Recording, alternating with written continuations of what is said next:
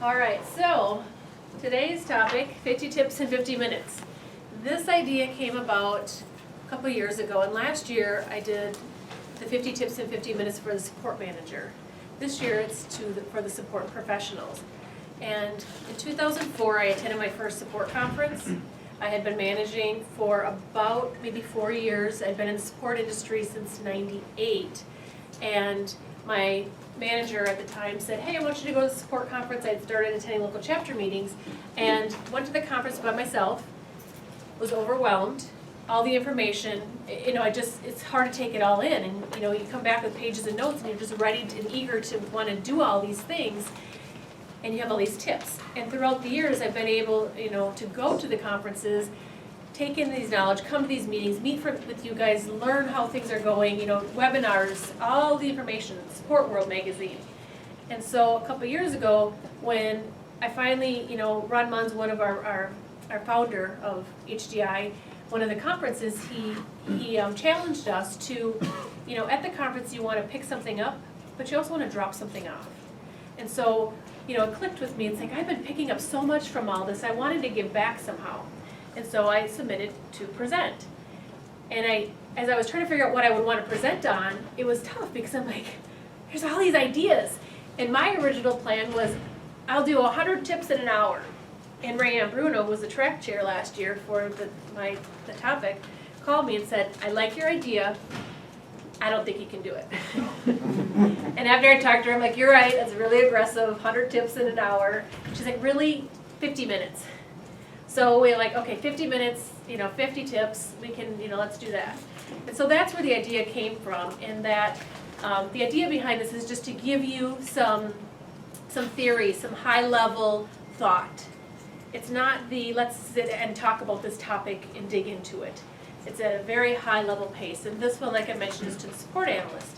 Looking at the things that we need to do and be, from leadership, our teamwork, our service, and our professional development, and our troubleshooting. Those are the big things that in support we need. How many of you are brand new to support in the last, say, 2 years or younger to support? Anybody brand new? Fantastic. One. How about been in the industry over 5 years? Fantastic. Over 10? 15? Stop. Over 20? Yeah? Fantastic. So one thing that I've noticed since I've been in the industry is that, technologies have changed, but the methodologies, the process, the things, the way that we want to work and the way we want to be hasn't really changed. And so a lot of these tips throughout the years are still very relevant.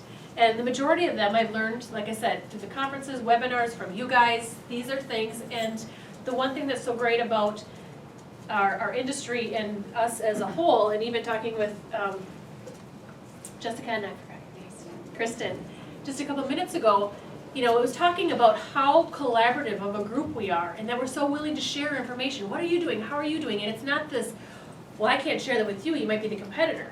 We want to help each other out. That's our nature.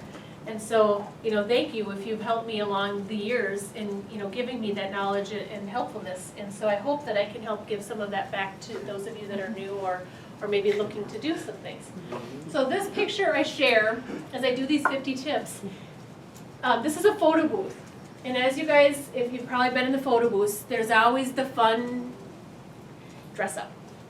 My kids love these things. If you ever invite us to a wedding, you won't want my kids there because they will spend the whole night in the photo booth. But anyway, I share this picture because of the analogy that I use for it. So a photo booth, you are in there and it's very quick and you're getting ready and then you're on to the next thing. And that is the format of this presentation. I'm going to share something with you and then it's going to go right on to the next one. And my hope is that at the end of it, you will have something like the pictures at the end when you get your photo booth pictures that you'll go, oh, you know what, I really like this one. I could use this one. Some of you might go, not so good. But that's my hope, is that you'll be able to take away some of these tips and incorporate them where you're at. Welcome, Deaf in jail. I am just like making up words. Dale and Jeff are new to Infinite Campus. So welcome, this is our HDI local chapter meeting. And they just started a campus within the last month, so we're cranking them in. So we're going to start with leadership. is the first tips. And leadership, what I found is that we as individuals, to be leaders, it's okay to care. You know, we don't often say that L word at work, but truly, if you think about the people that you enjoy working with, being around, you know, it's not those stuffy, crabby people. It's the ones that are there, you know, helping you throughout the day, showing you that they care about you. And I know me personally, when I feel that maybe it's my leader, my manager, my team, that they care about me and want to help me out, I want to do even more for them. And so don't be afraid to care and show that we believe in others. Leaders are readers, and this is a big thing even throughout HDI, is that reading. Not all readers are leaders, but you will find throughout history that all leaders are readers. And at the conference, they always have a support library. And you know, you look at all these books and then you end up bringing them all back. So a few years ago, we started a support library. And this is, if you go on the tour, you'll see this. And so we have this library in our area, and it's open. Anybody in the company can come take a book, and sometimes you'll see others, like maybe from development, and they're like, oh, can I take that book?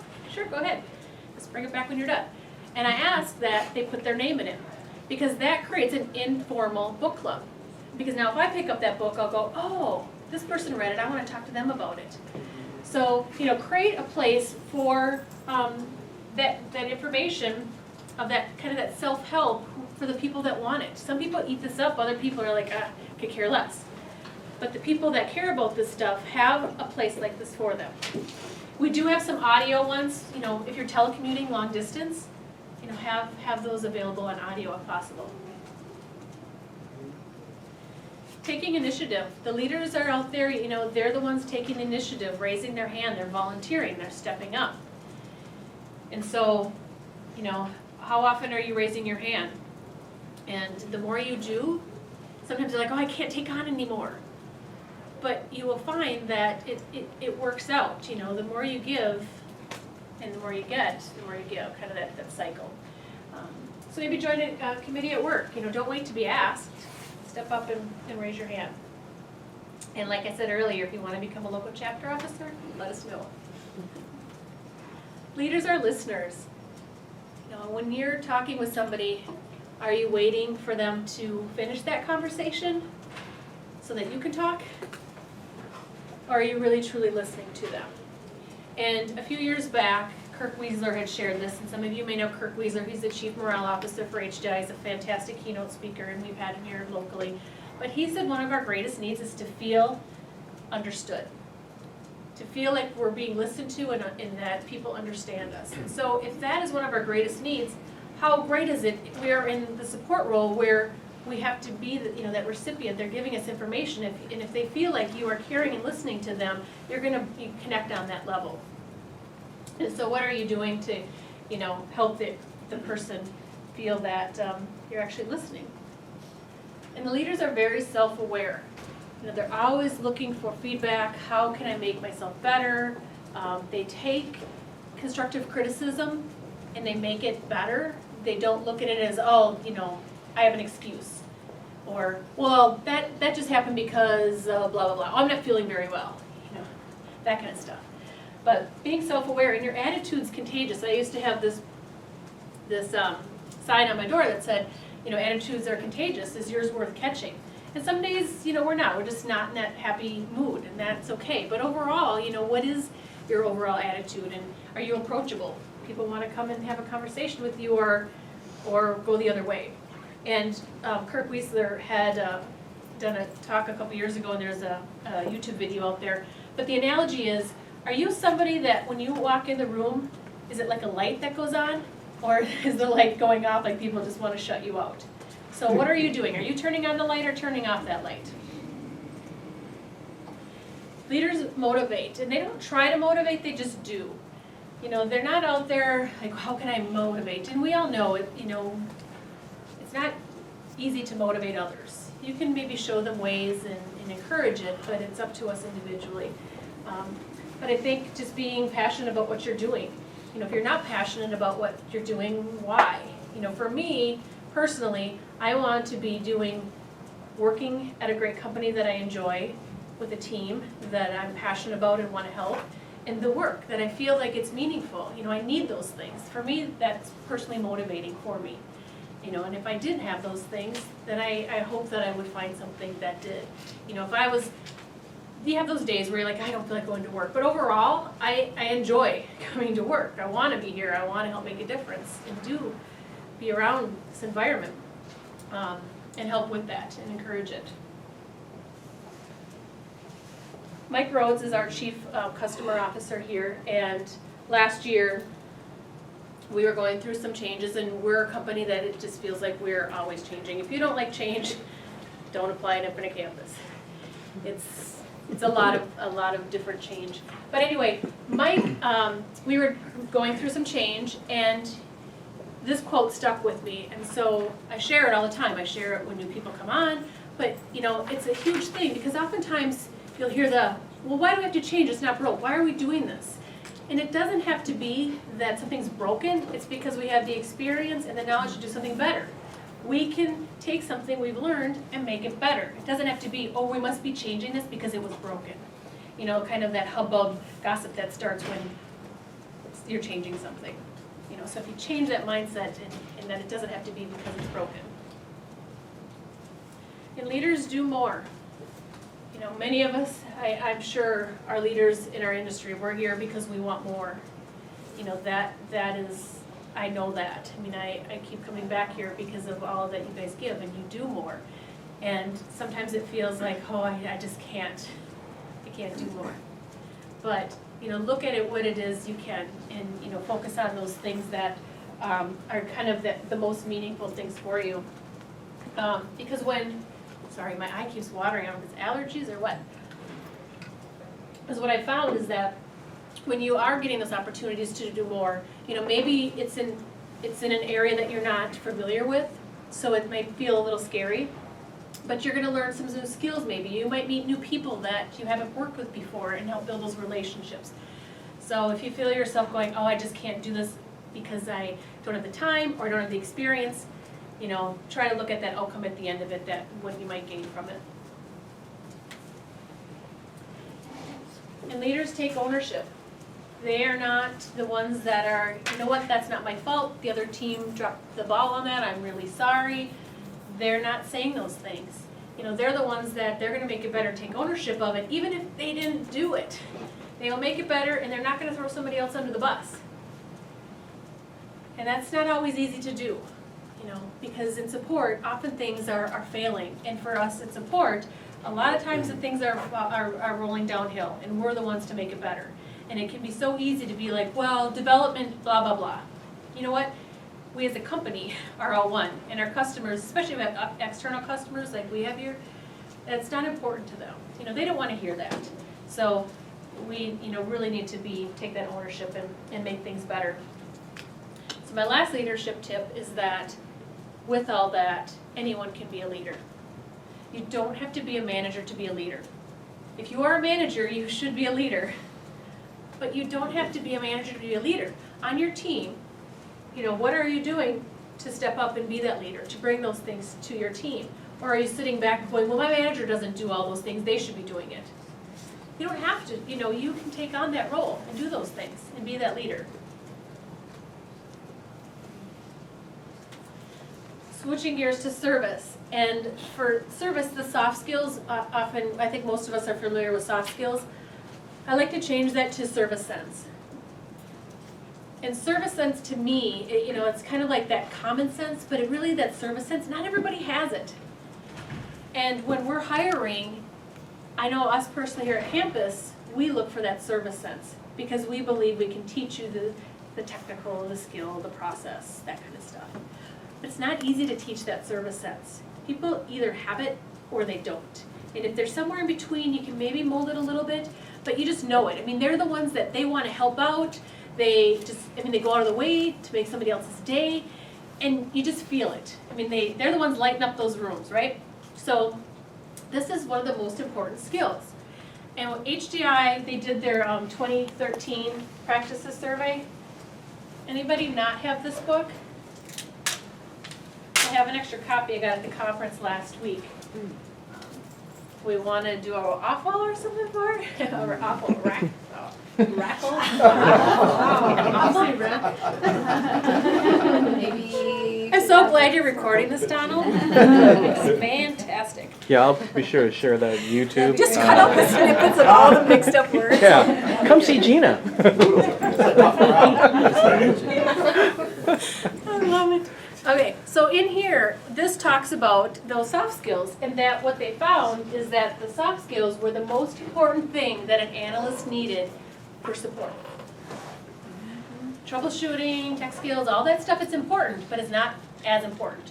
So if you're going to hone any skill, look for any skill that you're bringing on, this is what you want. Everyone impacts customer satisfaction. We know that, we're in support. But the other groups that don't directly deal with your customers, you'll often hear, well, I don't impact customer satisfaction, that's not something I have an impact on. Wrong, you do. Everybody in the company, from your finance, because they're maybe sending a bill to your customer, to the person that answers your phone, all of those things, they all have an impact on your customer satisfaction. And so, for us in support, we know this, but what impact will you have on your customers? Because you will. Whether you know it or not, you will have a impact. And it's kind of that reputation. So what is your reputation, your impact that you have with your customers? Do they want to call you? And sometimes that's a difficult thing, right? Because suddenly now they're only calling you, or they're circumventing, and we want to gear them, call the help desk, don't just call me. But, that does say a lot about that reputation that you may have. Observe and study great companies, and throughout all the HDI conferences, they always mention these companies, and Zappos, Costco, and Southwest are kind of the ones I keep hearing. Nordstrom's is always out there in HDI, but what it is they have fantastic customer service, and so I always recommend, if you're trying to improve service or wanted to see what others are doing, look at them. And I added the Team Excellence winners, which I need to update it now because we have a new winner for 2014. But HDI recognizes Team Excellence. And so in 2013, if in a campus we submitted for that and we won. And if you guys are interested, is your team doing this, contact me or Beth and we will help you with that. The process in and of itself, going through it, is worth everything. Fantastic, we won. But the process of doing it of itself helped us to organize things, look at how we were maybe doing or not doing things, because of all the stuff that they ask you to do. It is a lot of work. Start now, because they're due October 31st. And there's a video commercial that you have to do and a 4-minute tour, and Beth will show you later our commercial that we have created for that. So, process. Great employees follow process, right? You trust they know what they're going to do. But the ones that are the remarkable ones is that they want to make it better. Because if you find yourself saying, like if something didn't go well and you're like, well, I followed the process, and then you might start having a conversation like, yeah, it didn't really feel right, but I followed the process. Those are the things where when something doesn't feel right, speak up. How can I make this better? This doesn't work right. Don't just keep doing it because it's the process. Let's have a conversation and make it better. One of my favorite quotes is the Maya Angelou quote, and it's that how do you make somebody feel, right? You might forget what somebody said or what they did. Even thinking back years ago, an experience you might have had, you forget the details. But how did it make you feel? And that's what we remember. So if you can impact, whether it's your team, your coworkers, your customers in some way, that's what they're going to latch onto. And keep your customers in the loop. If they are reaching out to you, you failed. If you tell them you're going to contact them, you contact them. And if you don't, be on top of that. And how fast should you be responding? Do your customers know what they can expect from you? What are the channels to reach you? All those types of things. But the biggest thing is just keeping them in the loop so they know. Your tone is so important. Sometimes you have those like really, really happy people. Wow, am I really this bubbly? But it's good, compared to the so monotone, just like checked out, you feel like you're bugging them, a lot of sighs, that kind of stuff when you're talking to somebody. So think about that. What kind of tone are you presenting to the other person? A funny, let's say example, but exercise that I sometimes like to do is if you have to face somebody else and one of you smiles and one of you frowns, what typically ends up happening? Are you both gonna frown? You both laugh. I mean, if you're being cheery and smiley, it's contagious. So your tone, how you're setting that, is going to help set the tone of the call. Especially when somebody's really frustrated. If you get frustrated right back at them, it's just gonna blow up. But if you can remain that calm, happy, helpful tone, it will oftentimes change that around. And especially on the phone, they can't hear us. I mean, and they can't see our body language. They only hear what we're saying. And so if that tone is giving off a I don't care or removed attitude, it doesn't set that customer experience very well. Letting your customers know that you understand. It's that paraphrasing.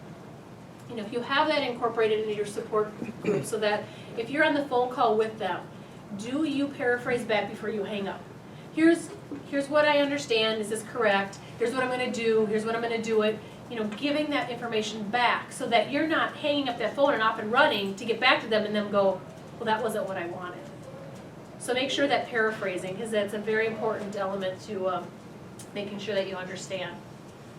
And what you write makes an impact. There's that 24-hour rule that I've often heard that if something is frustrating you, like if you're having an emotional reaction, a negative emotional reaction to something, it's probably not a good idea to start writing out an email. You can write it out maybe to get it out, but don't send it. If it's not appropriate for your CEO to see, it is not worth sending to your customer. So the 24-hour rule, they kind of say, maybe write it, save it, and come back to it the next day and see, what is it? Does this really need to be sent? But know that everything you write makes an impact. Even your grammar, if you're a poor speller, if this is an important message, have somebody else look at it. Because your spelling will impact your team.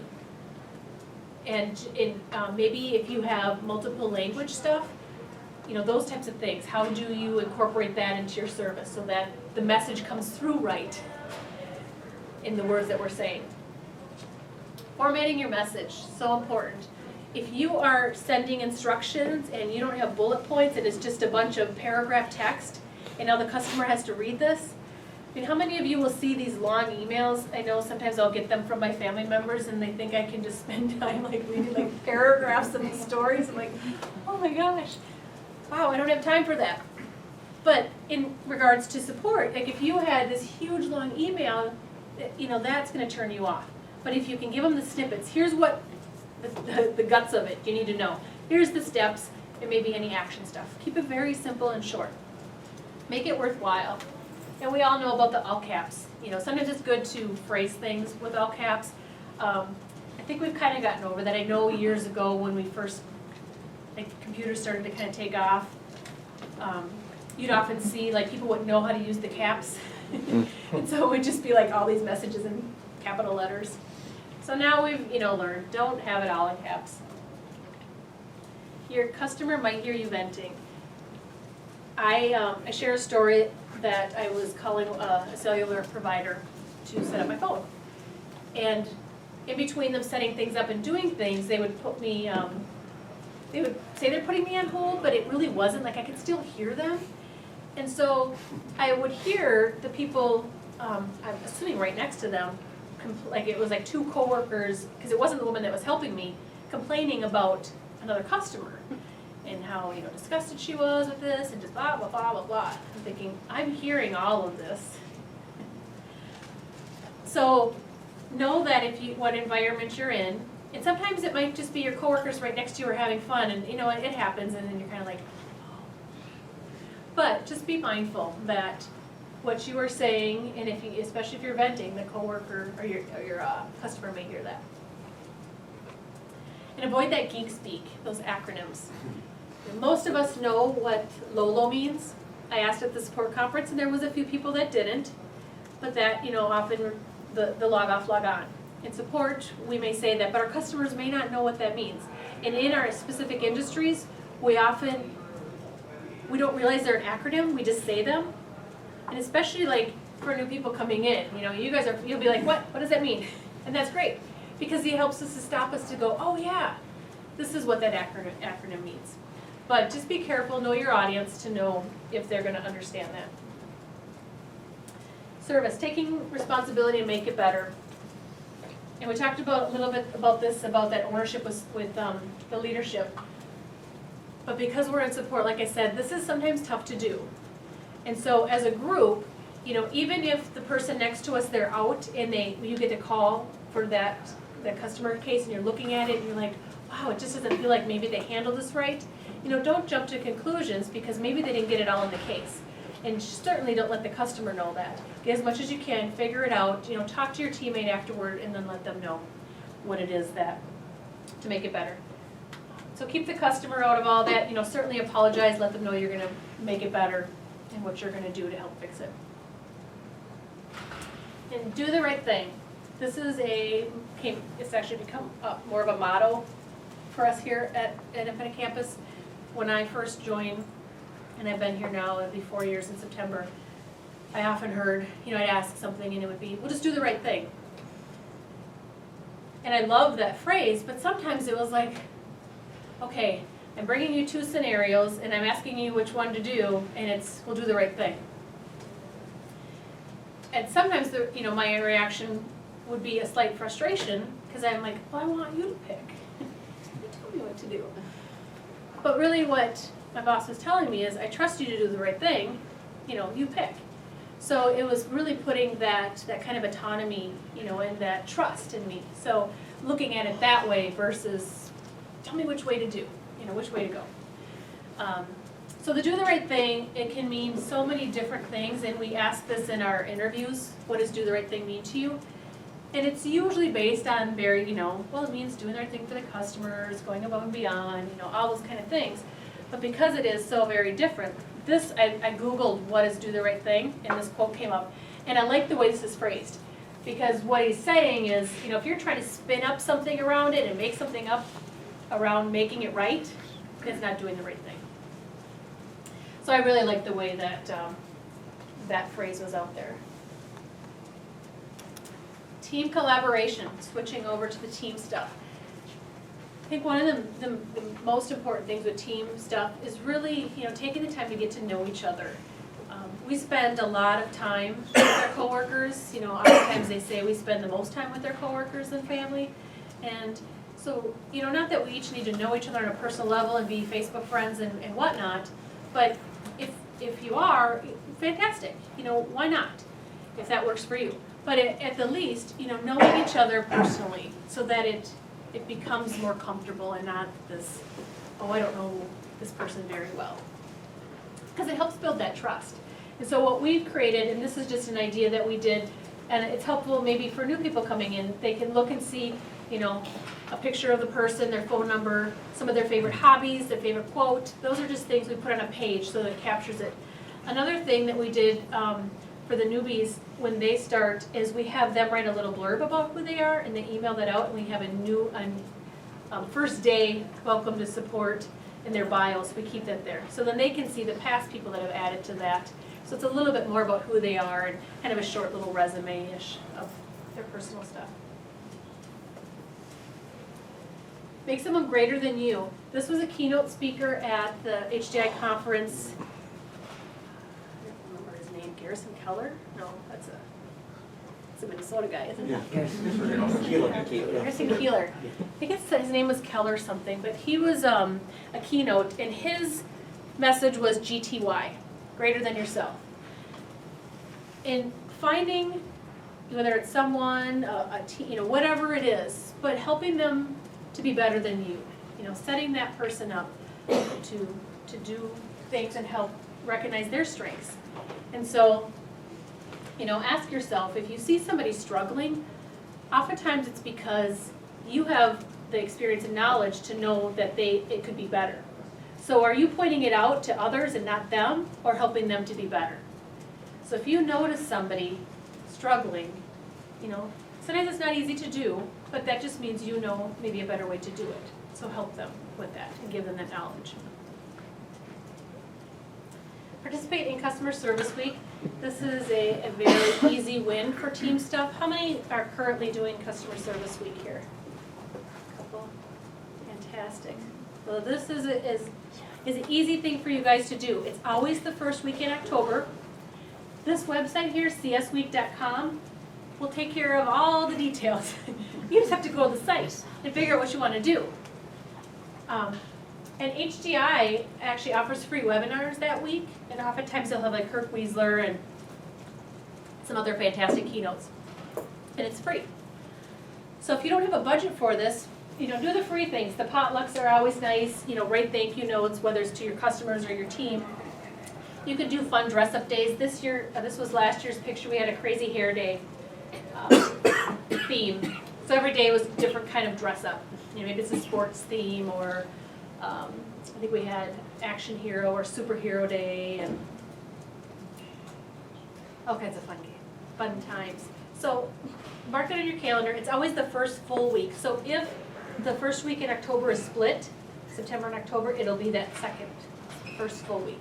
And this is actually recognized, I think in 1991, it was recognized by Congress as an actual event to recognize the important role that support professionals play. So it's not just something you're making up a Hallmark calendar. Oftentimes we look for those fun times. This is a big thing. And we have done cake where we go into Costco's, really inexpensive, feeds a lot of people. You get like 3 cakes, and we have it, invite the whole company, let them know how important this is, and this is a special day and whatnot, and have them come down. And Costco will do, like, we have them write Happy Customer Service Day, like design the cake and do your colors. So CS Week, they'll have all these ideas, and they always have a theme every year in colors and whatnot. And so you can copy all their templates or buy their stuff if you want, and just roll with that. Talked about this, the Ron months, to pick something up, drop something off. And so, with everything you're doing, what are you doing to give back? And this quote is a good quote to kind of, you need to be able to throw it back. If you're wearing that catcher mitt on both hands, you're not able to give back. And so, after all these tips you're learning, what will you bring back or maybe give back to somebody? Teams filling up their buckets, giving credit to others, and really recognizing the team contribution. And so thinking about, what are you doing maybe to fill up somebody else's bucket? And how often? It can be as simple as a compliment. Maybe you notice they did something really well on a case, or you overheard a call with a customer. Let somebody know that. If you have a way to recognize, maybe some companies do little notes, and they'll post those happy notes on a board of sorts. But try to find ways that you can have avenues for people to give recognition, and then to advertise that as well. Involve your team with onboarding. We started this a couple years ago where our HR department is involved first, and we do a phone interview. So HR will send me all the resumes, and I will look at them. If it's a referral, I look at all of them that are referral, because oftentimes people will stop by and ask me about them. So I want to see those, but otherwise they screen out ones that they just don't feel are relevant. So if we feel, yes, let's do a phone interview, HR does the phone interview. And if you have people taking calls, you want to make sure their phone voice is going to, are they understand what they're saying? Is it pleasant? All of those things. And that phone interview helps with that. So we start with the phone interview, and then if it matches up, we bring them in for an in-person. And our support leadership team, which Beth is on, who just left, and somebody else, they screen first. If they feel, yes, this could be a good fit, then it goes to the team. And our peer team is 3 people. And it's 3, they're actually, the ones that do support. And we rotate it so that one person that was on the peer team last time will be on it this next time, because then they can help coach and mentor the other two that are now coming on. To give everybody in support an opportunity for this, because it gets them involved in the process so they understand what we're looking for, what they're looking for, are they gonna be a good fit, that buy-in for yes, let's move this person forward. And so getting them involved early, and then when they start, job shadow, set them up so that they're involved in that too, so that it's not maybe just one person doing all of it. Get your team involved as much as possible. And capturing your culture. We, if you go on the tour, I'll have Beth show some of our culture stuff, but we have a lot of people that love taking pictures. They're amateur photographers, and I think they have like a photography club here at campus. But we have all these pictures, and I'm like, what do we do with them? So we, every year, do a fun holiday card, and we'll send it maybe to internal and then our support. Not really all of our customers, only because we have like 2,500 customers, and that just not in the budget, and maybe someday we will. But I threw all the pictures a couple years ago into a yearly photo album. Like they have those Shutterfly sites. It's really inexpensive. It like creates it for you, and then it just dumps all the pictures. So now we have a hardbound, a bunch of photos that we can kind of capture that stuff in there. And then I keep all the pictures so that if people want to go into past years and see. So when we have customer service week, we're taking pictures. We do a holiday event every year. Different things that go on. We do a support conference in July when our volume's low. So all those different things, we try to take pictures throughout the different things. And sometimes just, nothing really at all. We're just gonna, I think we have a picture Beth's gonna show of her with the wallboard. So we like pictures. Conflict. One of the sessions a couple years ago was about conflict, and the message was, conflict is good. It's the way you approach the conflict that can get complicated. So when there's emotions in there, or that it's not looking for agreement and looking at facts, that's when conflict can be bad. But the conflict can often be good because you have different set of views, and it's like, okay, remove the emotion, let's talk about this, and we can get to a better place. So conflict in itself is good if it's approached the right way. And so it's kind of that graceful conflict. If you can get to that point where it's like, you know what, this is your understanding, this is my understanding, let's talk about it. And it might just be, okay, we're gonna have different opinions, and that's the way we're gonna move forward. But at least you've addressed it and not just kind of left it bubbling. And that 24-hour rule again too, if it's a face-to-face and things making you really heated, step back, think about it, and then come back at it if it truly is still bugging you. I'm going to swap to the troubleshooting.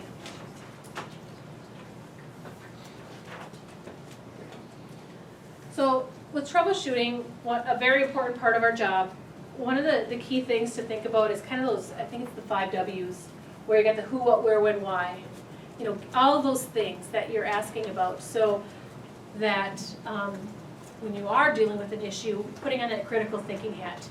What are the assumptions being made? What information are we getting? Oftentimes it's so vague that you're left putting on that detective hat to figure out what did they do, or what are they trying to do.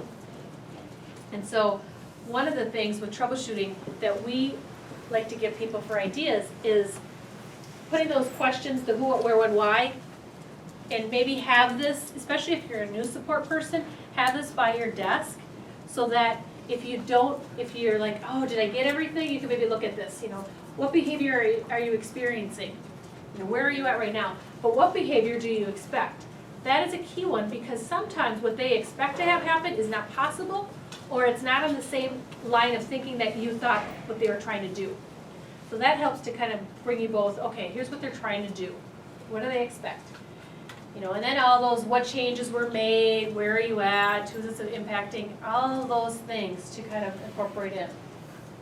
And one thing that I can do too, if you guys want a copy of this presentation, just let me know, or, Donna, do we have a space on our website we can publish this? I think so. Okay. I know we switched our site, and so we used to be able to publish these types of things. Right. So we'll figure out a way that we can maybe email it out or get it to you if you want it. Sure. Let me know. What do you guys see here? What is this saying?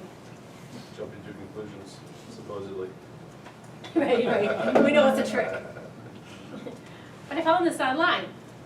So oftentimes we'll see things like this, we're like, okay, yep, this is jumping to conclusions, and that's what it is, and I'm going with that. But if we were to start really looking underneath more detail, we would find that it makes no sense.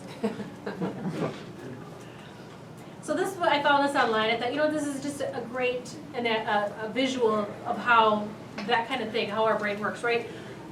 You might get that call where somebody's not able to get onto something, and you're like, oh yeah, I had a call 5 minutes ago. This person wasn't. It must be this system's down. So we immediately jump before we get all the things to realize, oh no, this is totally different. So we still need to be asking those questions before we just see part of the problem. Using your resources. If you guys have a knowledge base, you know, are you referencing that? Googling it. And we've been talking a lot about this now with kids, Beth having her baby, and I'm like, boy, when my kids were little, I mean, I didn't have Google, you know. And nowadays, if you have a question, you Google it. That's what we do. And so, and a lot of times, especially with technology support gadgety stuff, half the stuff's online somewhere, if you can find it. And then ask your team. You know, so but what's your method for troubleshooting? Do you want them to research first and then ask the team, or how is it set up? So make sure they know what their resources are and use all of them. And knowing what to look for, what is causing the issue. These are the ones that impact us the most here at Independent Campus, but they're also ones, like when I worked at Dorsey, a law firm, these were the things. It was either because of an application, the code, it's a bug, it's the data, so it might be presenting itself in the user interface is one thing, but when you go in and look in the database, you're like, oh, this has a null value here, but you don't see that. But it's the data that's causing that problem. The configuration, well, I set it up to do X, Y, Z, because I thought that was how it's going to work with my system settings, and it's causing some other problem that I didn't realize. So oftentimes the configuration about what you let, especially with products that are so customizable that you feel like you're making these fantastic enhancements, but it's hurting something else. So what talks to what? And your system, that's your desktop, your laptop, your mobile devices. You know, what are we installing here? I mean, years ago, it was everyone was installing Happy Face Central, and then that toolbar was like impacting everything, you know, things like that. And then a lot of companies have now locked that down. You can't install anything else, where others are still wide open and they can do whatever they want. And as a support group, that puts a lot of pressure because you have to figure out, what did they do? What do they have installed? What's different? You know, you're not having apples to apples as far as computers go usually. And then your network. You know, what does the infrastructure look like? Maybe it's a server issue, maybe it's a LAN-WAN issue. All those networking things that can have an impact on the issue. And then probably our most common one, unfortunately, is training, that user error. They didn't know how it was supposed to work. And that's what they call us for. How do I make this happen? So knowing what to look for with your team and helping them to identify what are the common causes. And then know when to escalate. How much time do you spend before you pass it on? You know, what is that X amount of minutes? We at campus say, if you're not making progress and it's been 20 minutes and you're just spinning your wheels, ask somebody. But if you're making progress and it's going well and you're learning along the way, keep going. But there's a point where it's like, I'm not making it. It might be 5 minutes, you're like, I'm done. But if it feels like you want to keep going or hold on to it, we just say after 20 minutes it's time to move on. And then know how to escalate. When you're sending it to somebody else, what is it that you need to include? And that's the how to, what did you do? So capturing, for example, if we're going to send something over to hosting because it's a slowness issue, we need to incorporate all of those troubleshooting steps that we've taken on our end. And when we send it to them, we're going to let them know, here's what I did, here's what I want you to do, or I think I need you to do, and then summarize the issue in one thing. Because the last thing we want to do is say, here's the case, and you got to look through everything to figure out all those things. So summarize it for them. but have a conversation with the group that you're sending it to and ask them what they want. Because otherwise there becomes this disconnect where they're like, oh, every time they send us stuff, they don't do X, Y, Z, and then we're like, well, you didn't tell us you needed that. So have those conversations so that when you're escalating, you're both on the same page. And know when to alert your customers. If you are getting call after call on something, is it time to let that customer know? You know, if they keep falling in that thin ice, you're like, oh yeah, somebody did that yesterday. Why don't you put up a sign or let us know so we don't have people keep doing that? So at the support desk, you're usually the first ones to know when something's going on. So make sure that you're letting them know. And then if there's that workaround. Switching to professional development. Each of us needs to be responsible for our own professional development, but we need to know what it is we're looking to do. You know, I want to get better at this software system. I want to be better at maybe leading a team, teamwork, all those things. You know, what is it that you want to do or be? Identify that, what that is, and then what are you really good at? What do you want to improve? And has anybody done the Strength Finder, the Gallup Strength Finder? You? So that is sometimes, those types of tools, like all of the personality things, that help identify maybe where your strengths, your talents are, so that you can identify what you might gravitate towards. And so like the Strength Finder has 5 talents, and it's like responsibility, maximizer, relator, all of these different things. And so for me, my number 1 was responsibility. Like I'm motivated by having responsibility. And sometimes it kind of stresses you out, but like throughout my life, I just find that if I'm involved and like say yes, I'll do stuff, that motivates me to get it done. But then knowing what I need to maybe improve on, and then how I want to kind of get there. And so if you can identify where, have some tools to know what you're really good at, and sometimes it's just asking, when's the last time maybe you asked somebody, what can I do to improve? What do I need to do? How can I be better at something? Versus the once a year performance review time, which we all love. We actually did away with them here at campus a couple years ago, and I don't think anybody misses them. So we have quarterly conversations versus the annual review. And with new people coming in, I always say, you guys can request a performance review at any time, and nobody has. So we try to keep it just more casual, let's talk about things, but not do this once a year. Let's look back at this whole year and I'll rate you on all of these things. Whose decision was that? How high up? HR. I'm not sure who, but that's where it came from. I'm guessing probably our HR director, yeah. Give out quarterly raises too. Yeah. Still the yearly increase. So take charge of your learning. Know what your company offers. Is it required or optional? I know some companies have a very regimented training. You need certain training hours. You have to go through that. So know what that is and how that fits in. But then what's available in your community or online? Online, there's so many training classes out there now that, even for software, there's a bunch of different training sites that we have links to on our website. So if somebody wants to learn SQL, for example, you can learn that online for free. And then anything available too in the community. Learning from others, job shadowing. We have kind of an informal job shadow program that we started a couple years ago in support. The hope was to reach out with other groups so that if maybe we want to see how a business analyst works, sit in the day in life of them, things like that. But if somebody's interested in that, we informally set those things up. But maybe go to lunch, find somebody that you are interested in learning more from or about. Find that mentor or coach, somebody that can personally help you and professionally.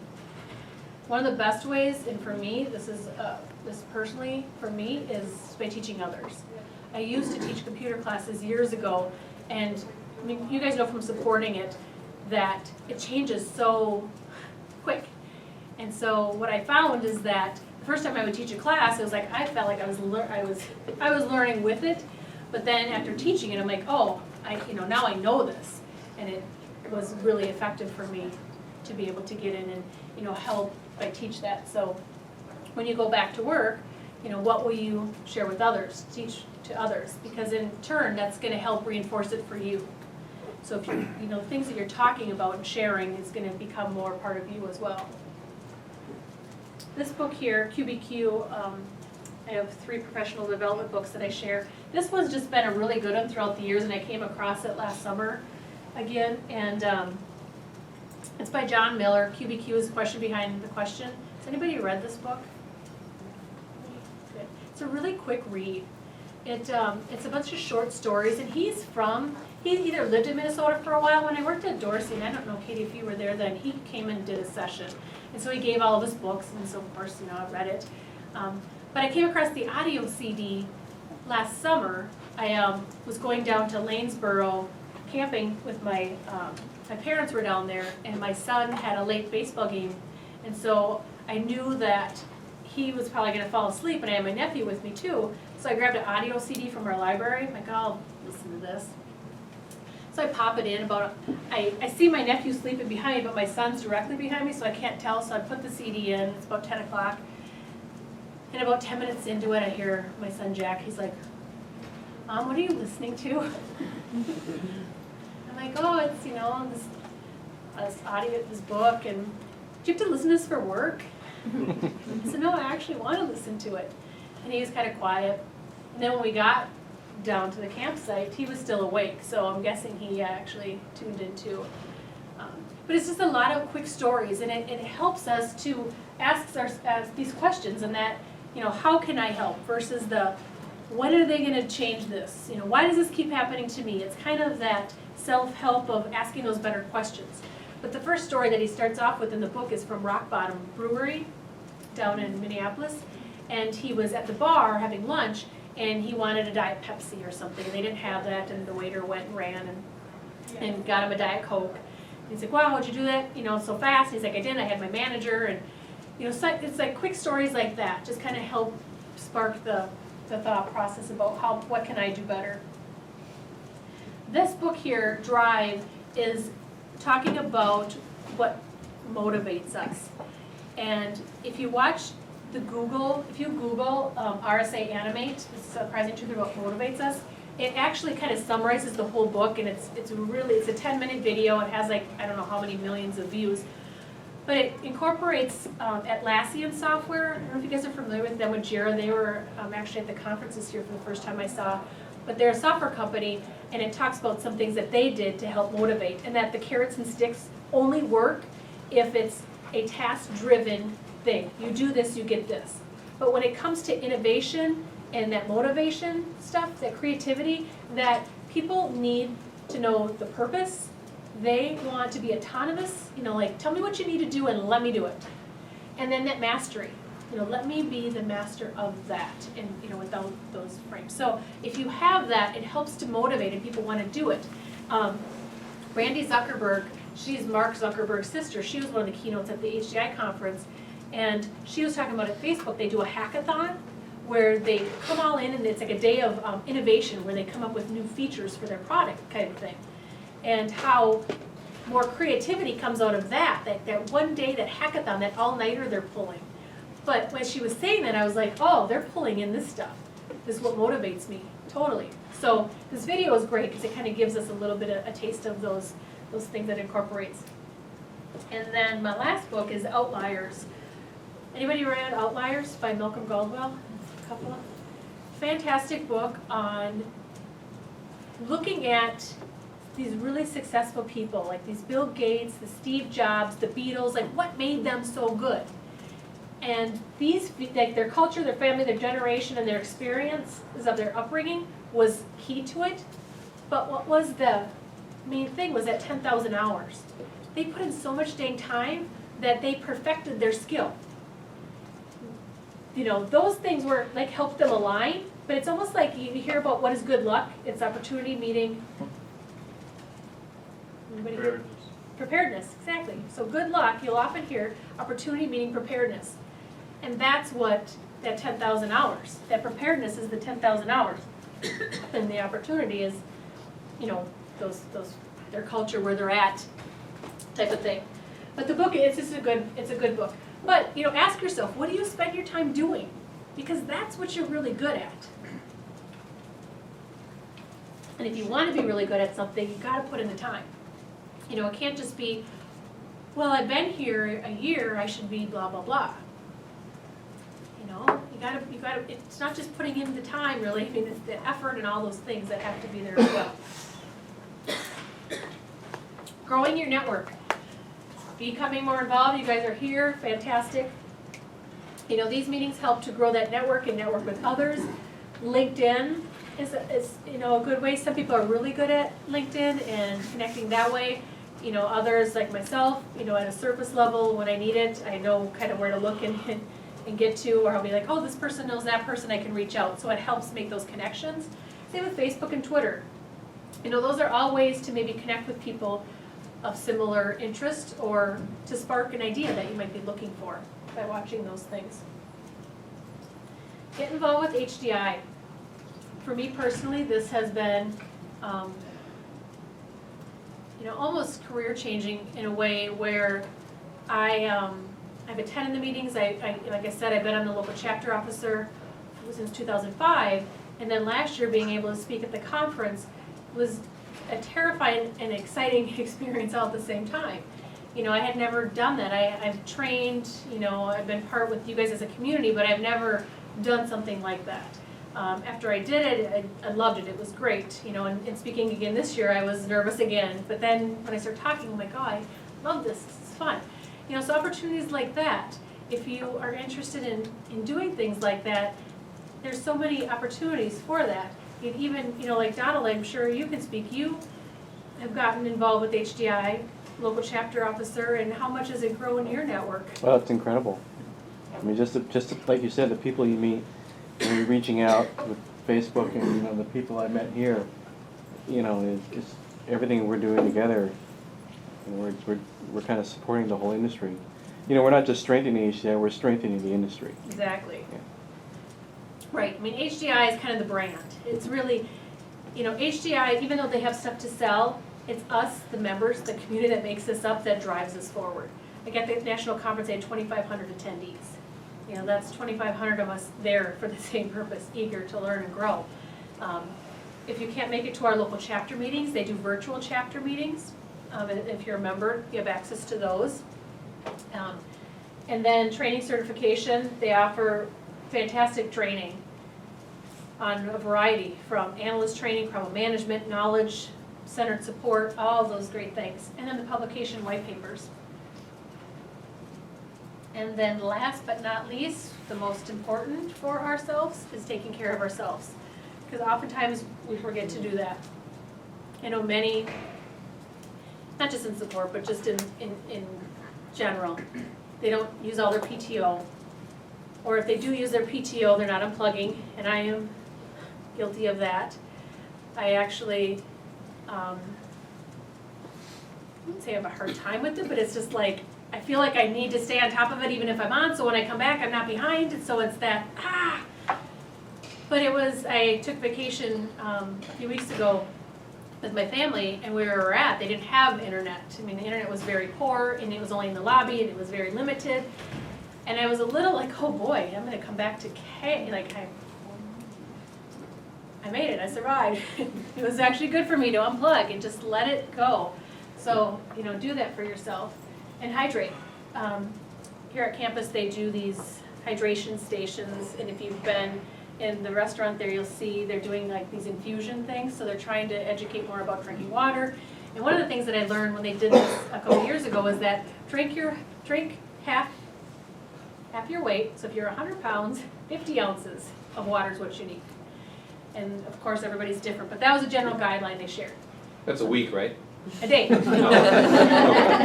it includes a porta potty. I know. I laugh because my husband, he drinks water, but not, like, I love water, I'll drink it all day, but he likes pop. And so in January, he's like, I'm gonna give up pop and I'm gonna drink water. He's like, okay, how much water do I need to drink? Figure it all out.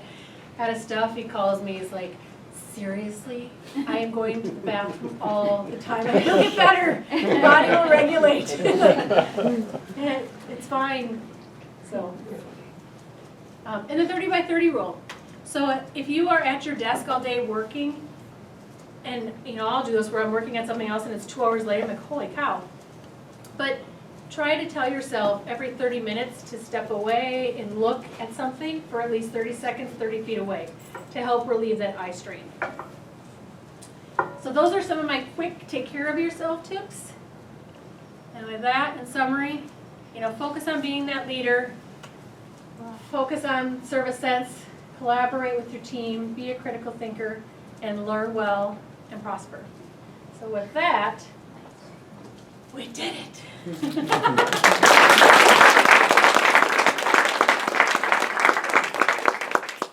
you. So it's 3:45.